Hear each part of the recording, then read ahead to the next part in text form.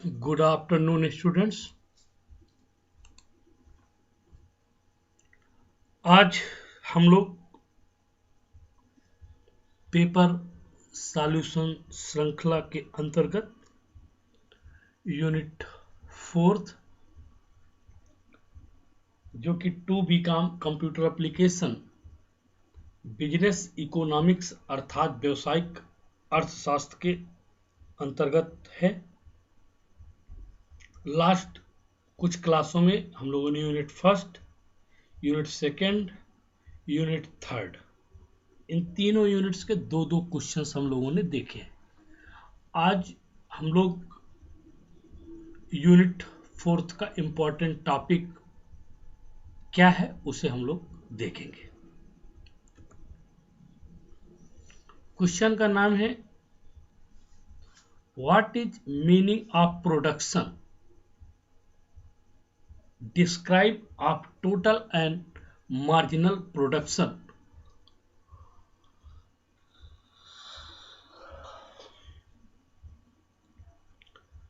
मतलब उत्पादन से आप क्या समझते हैं या उत्पादन की क्या परिभाषा है तथा टोटल और मार्जिनल प्रोडक्शंस को समझाइए। तो उत्पादन, प्रोडक्शन आखिरकार है क्या? प्रोडक्शन हम लोग कहते किसे हैं? तो प्रोडक्शन बेसिकली डिफरेंट जैसे हम घर में कोई चीज बनाते हैं तो वो भी प्रोडक्शन के अंतर्गत ही आता है। अब प्रोडक्शन की मीनिंग पढ़ने से पहले हम थोड़ी से उसमें ओवरव्यू देखना चाहते हैं। उत्पादन के सिद्धांत का प्रथम स्तंभ उत्पादन है। इसमें हम लोग प्रोडक्शन को मैनेज कैसे करते वो जरा देखिए।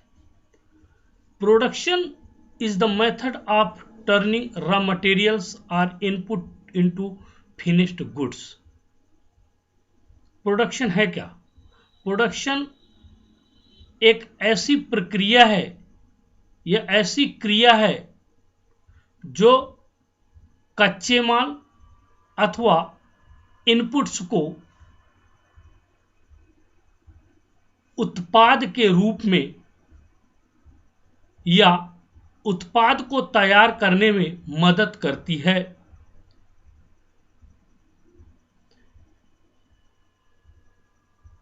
Product is in A manufacturing process. मतलब उत्पादन एक निर्माण प्रक्रिया में कच्चे माल या इनपुट को तैयार माल या उत्पाद में बदलने की विधि है। In other words it means the certain of something from basic inputs. अन्य शब्दों में इसका अर्थ है कि मूल इनपुट से कुछ निर्माण करना।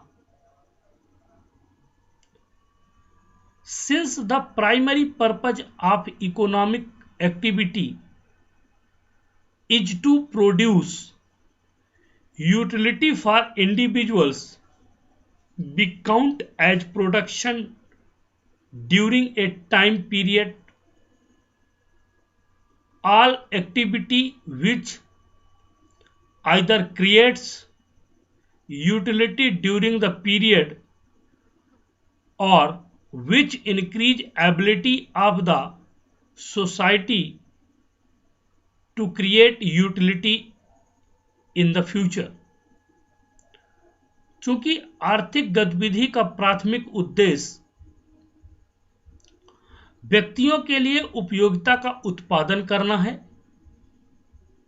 इसलिए हम एक ऐसी अवधि के दौरान उत्पादन को सभी गतिविधि के रूप में गिनते हैं जो या तो अवधि के दौरान उपयोगिता बताती है या जो भविष्य में उपयोगिता बनाने के लिए समाज की क्षमता को बढ़ाती है।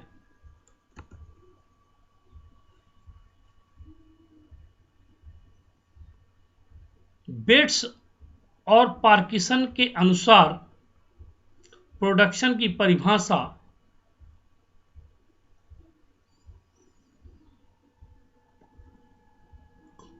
Production is the organised activity of transforming resources into finished product in the form of goods and services.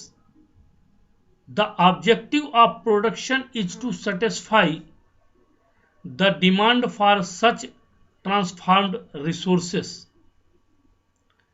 Bets और पार्किंसन के अनुसार प्रोडक्शन की परिभाषा उत्पादन वस्तुओं और सेवाओं के रूप में तैयार उत्पादों में संसाधनों को बदलने की संगठित गतिविधि है। उत्पादन का उद्देश्य ऐसे रूपांतरित संसाधनों की मांग को पूरा करना है। The most important forms of production are, अब जो प्रोडक्शन के महत्वपूर्ण फॉर्म हैं वे निम्न हैं। पहला, मार्केट प्रोडक्शन। दूसरा, पब्लिक प्रोडक्शन। और तीसरा, हाउस होल्ड प्रोडक्शन।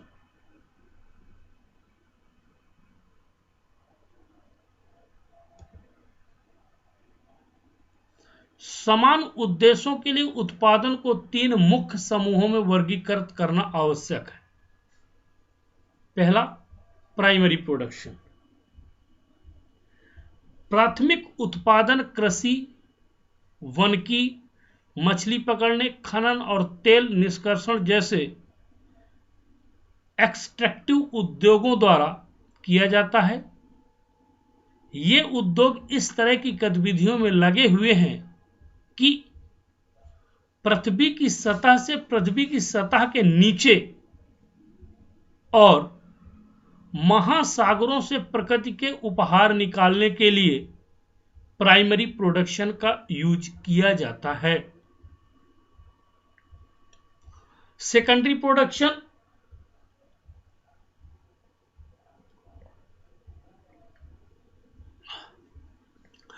इसमें विनिर्माण उद्योग में उत्पादन शामिल है, अर्थात अर्ध तैयार और तैयार माल को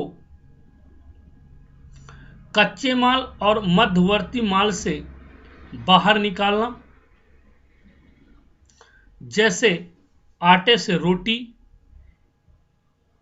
या लौह अयस्क से स्टील को तैयार करना।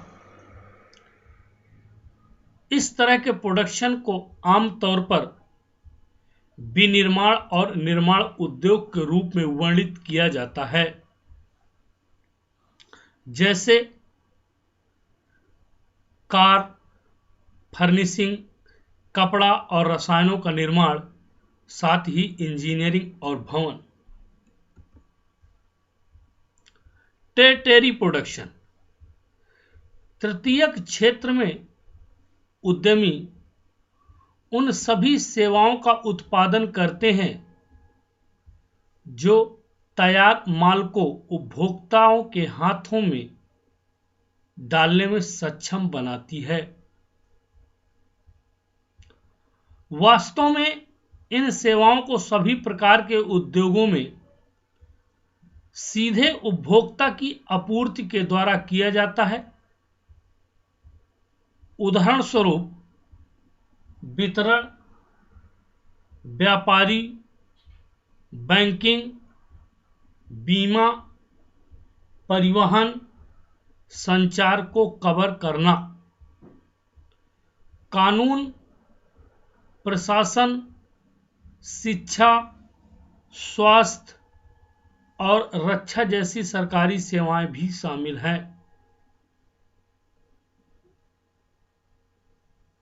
फैक्टर्स ऑफ प्रोडक्शन, उत्पादन के कारक। किसी वस्तु या सेवा के उत्पादन में उत्पादन के कुछ संसाधनों या कारकों के उपभोग की आवश्यकता होती है। चूंकि उत्पादन पर ले जाने के लिए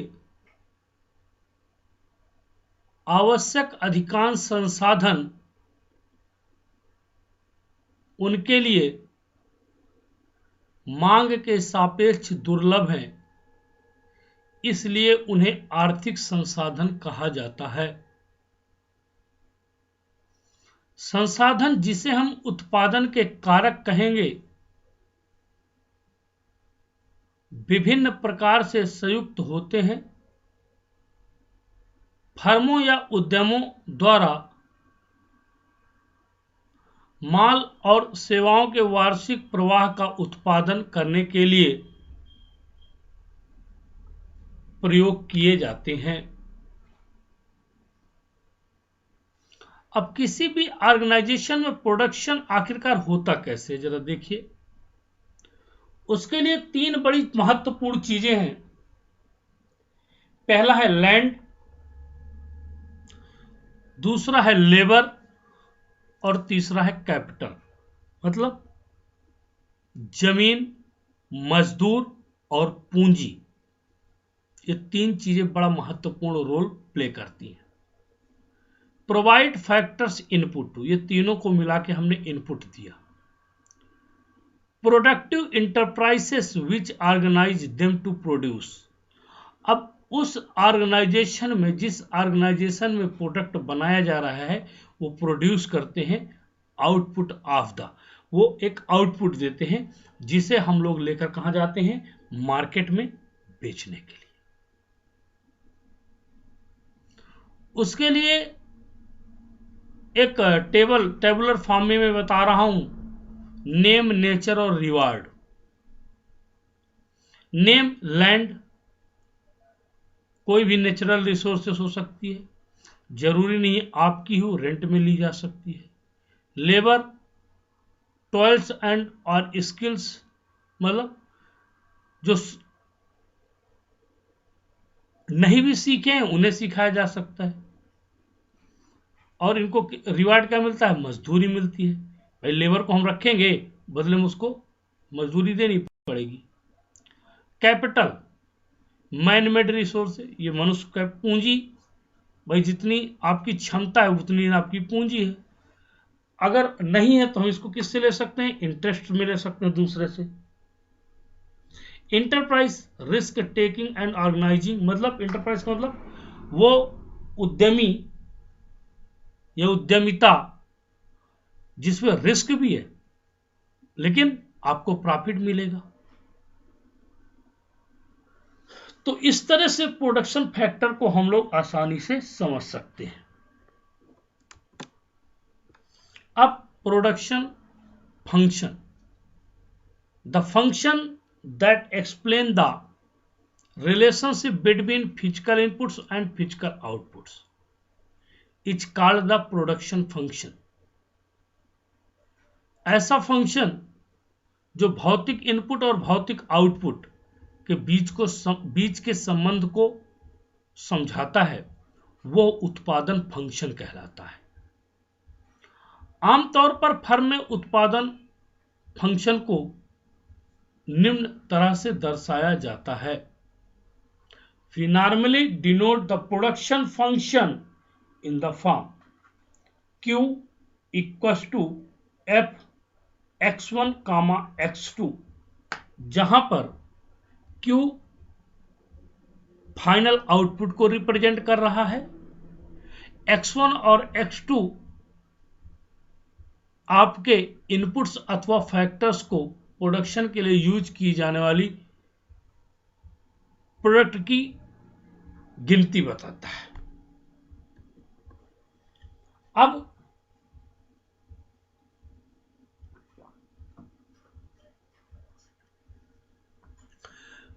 क्वेश्चन का दूसरा पार्ट है describe of total and marginal production. तो सबसे पहले टोटल प्रोडक्शन, कुल उत्पाद समय की अवधि के दौरान दिए गए इनपुट के साथ उत्पादित आउटपुट की कुल राशि या मात्रा को संदर्भित करता है। इसलिए लघु अवधि में अपने कुल उत्पाद को बढ़ाने की इच्छा रखने वाले एक फर्म को अपने परिवर्तनीय कारकों को बढ़ाना होगा, क्योंकि निश्चित कारक अपरिवर्तित रहेंगे, इसलिए वे अल्पावधि में निश्चित हो जाते हैं। लंबे समय में जैसा कि हम जानते हैं सभी कारक परिवर्तनशील हो जाते हैं। फर्म अपने किसी भी कारक को बढ़ाकर अपने कुल उत्पाद को बढ़ा सकता है, क्योंकि सभी कारक परिवर्तनशील हो जाते हैं। टोटल प्रोडक्ट का कॉन्सेप्ट हमें यह समझाने में मदद करता है कि मार्जिनल प्रोडक्ट क्या है। परिवर्ती साधन की सभी इकाइयों का प्रयोग करके जितना उत्पादन होता है उस उत्पादन को कुल उत्पादन अर्थात टीपी से डिनोट किया जाता है। टीपी का मतलब होता है total product. TP equals to AP into Q. TP equals to average product into quantity. Marginal production, कुल उत्पाद की गणना एक इनपुट के बाद सीमांत रिटर्न मार्जिनल उत्पाद के रूप में भी जाना जाता है से जोड़कर जा सकती है। इनपुट में प्रति यूनिट उत्पादन में वृद्धि को सीमांत उत्पाद अथवा मार्जिनल प्रोडक्शन कहा जाता है। इस प्रकार यदि हम श्रम को उत्पादन प्रक्रिया में प्रयुक्त इनपुट मान लें तो सीमांत उत्पाद की गणना निम्नानुसार की जा सकती है।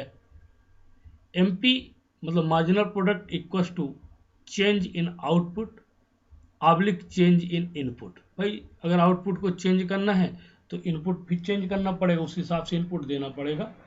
तो यहाँ पर लेबर से है, भाई पहले 10 लेबर थे तो जितना प्रोडक्शन होता था, अब हमें प्रोडक्शन को बढ़ाना है तो 10 लेबर से काम नहीं चलेगा, हमें लेबर बढ़ाने पड़ेंगे। इसको अपन TP equals to sigma MP से डिनोट करते हैं। परिवर्ती साधन की एक और इकाई के प्रयोग करके उत्पादन होने के बाद कुल उत्पादन में जो बदलाव आता है उस उत्पादन को सीमांत उत्पादन अर्थात मार्जिनल प्रोडक्ट कहते हैं। MP equals to TPN minus TPN minus 1 means total product की संख्या माइनस टोटल प्रोडक्ट की संख्या में एक घटता रहे, उसे मार्जिनल प्रोडक्ट के नाम से, प्रोडक्शन के नाम से जानते हैं। Thank you. तो ये क्वेश्चंस था आपका चौथी यूनिट्स का पहला क्वेश्चंस। इसको आप लोग पढ़िएगा। नेक्स्ट क्लास जो भी होगी उसमें एक नए क्वेश्चंस के साथ